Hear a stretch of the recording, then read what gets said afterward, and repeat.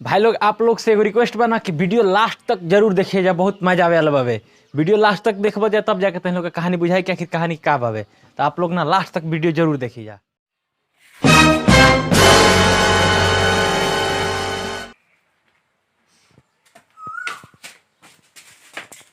लिया लिया बैठा बैठा।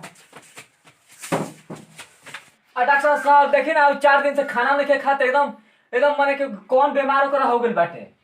अच्छा मामला तो गढ़ुआई लगता है हमको, लेकिन डॉक्टर जी को बात बाटे। हाँ। वो हमरा से कल कहत रहनु हाँ। कि पेट में कपार दुखाता, हाथ में गोड़ दुखाता के दवाई टेबलेट लिए रही तो खिएते रही ठीक है हिसाब से। लेकिन और एक बात कहता कि खैला के बाद भूख नहीं खेला कर आ सुतला के बाद नींद नहीं खेआवर। एगो ही कौन बीमारी एकरा धरे बाटे। हम अबे देखा तनी हां त रात बिरात में गजन कर दी कहां ले। अरे डॉक्टर जी ई रोग के क्वेश्चन थर्मामीटर बाटे, ई तो चेक करला नहीं के बुझाते तो गाना सुने वाला बुझाताटे हो। अरे जैसे जैसे मिनी सिम आवत न जियो के छोटी छोटी, पहले बड़े बड़े आवत छोटी छोटी, वैसे ही मिनी आला ह। ई तनो के ना समझ में बुझाई न, काम उतने करेला बुझाई, लेकिन ई मिनी आला ह तनो के ना बुझाई एकर बारे में। ई सब बड़े बड़े डॉक्टर रखेला, सब प्रोफेशनल डॉक्टर, हमारा जैसा कई खाली सब सामान रहेला बुझाई, तनो के ना समझ में आई। अच्छा ठीक बाटे, हमने के ना न पता रहला। हां तो हमने के क्या जानता है जी, डॉक्टर नु जानियो सा कौन चेक कर वाला है कौन क्या कर वाला, हमने के पैसा मालूम चली गांव में रहे वाला आदमी के। ठीक बात। पेट देख के तो लागत है कि खइले नहीं के खाना खाला का खाला, खाने खाला, भात चावल खाला, सब्जी खाला। लेकिन तो बहुत एकरा पेट में गोल गंड हो गइल है बुझाई ना। देखा ना बाबू के जीवियो निकल गइल बा। खेल के ढुका दो तो सब दही धरे तो ठीक नहीं चला गो। तो एकरा के तो मामला बहुत गढ़ुआ गइल बावे, का बहुत लेट कर देले बड़ले, एकरा के ऑपरेशन करे के पड़ी। अच्छा कितना लागी के तू छोड़ दो है जो नाम फॉर्म फिर आपको दो एकदम तत्काल में करा के ऑपरेशन करे के पड़ी। ठीक ऑपरेशन करवाई बोलो तो बोलो लो। हां तो डॉक्टर जी अब देखी ऑपरेशन तो करे के पड़ी तो ठीक है बाटे कह दी। और ये को हम बात कहत नहीं, ई बहुत दिन से एकरा हम मना करत नहीं, लेकिन बहुत ही गुटका खइले बाटे। हमारा बुझाते के असर कर दे बा का अभी तक। अब ऑपरेशन करे के बाद पता चली कि पेट में पथरियो हो सकेला। हम मना करत नहीं, लेकिन कामला पसंद त दिल पसंद त बीमल त दुकान बहुत खइले बाटे, त लागत उहे हिल डोल हो गइल बाटे। त एगो काम करे रहुआ नाम लिखावा, नाम का हो लिख दी टिंकू बाबा। टिंकू बाबा ना? हां टिंकू बाबा हो सकेला। फीस जमा करे के पड़े वही है ना होइला के बाद। फीस के कोनो बात नहीं, हमरा के फीस के बात नहीं, जान बच जाई तो जौन तार खुशी होई तो तू। अच्छा ठीक बा। हां कादिर चाचा धरो जल्दी से ऑपरेशन थिएटर में करके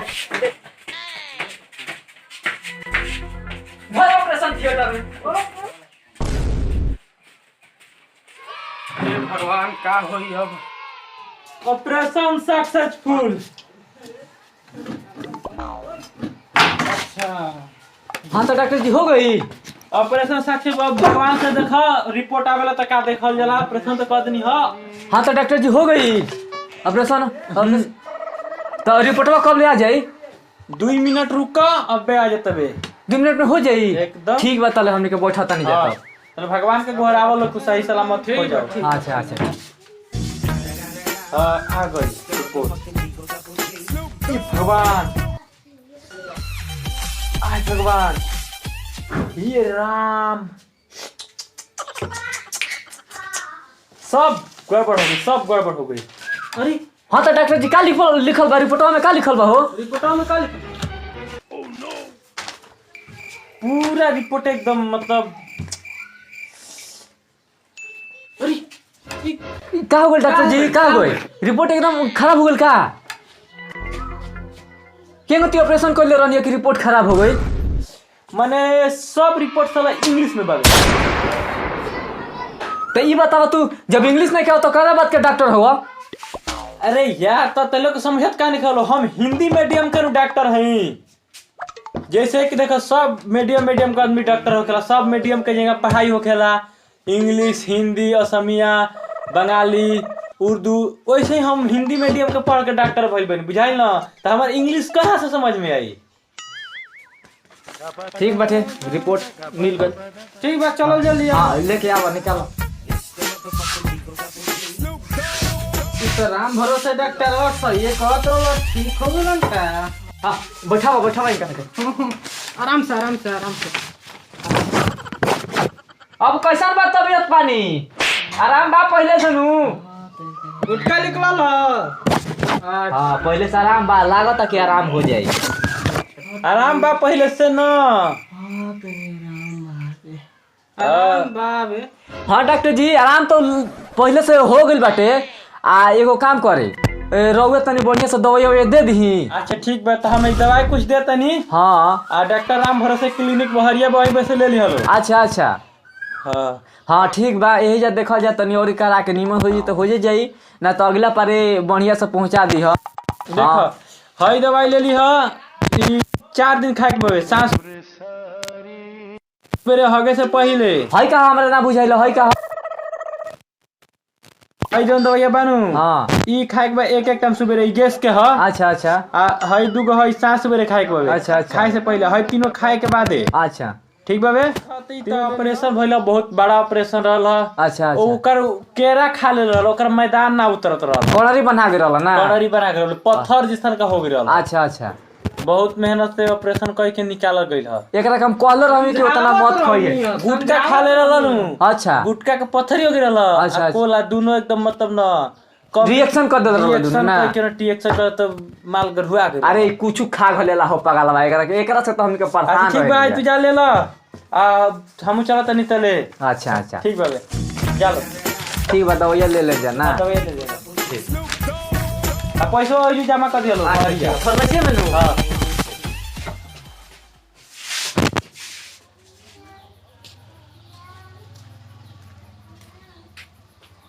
का हो टिंकू भाई,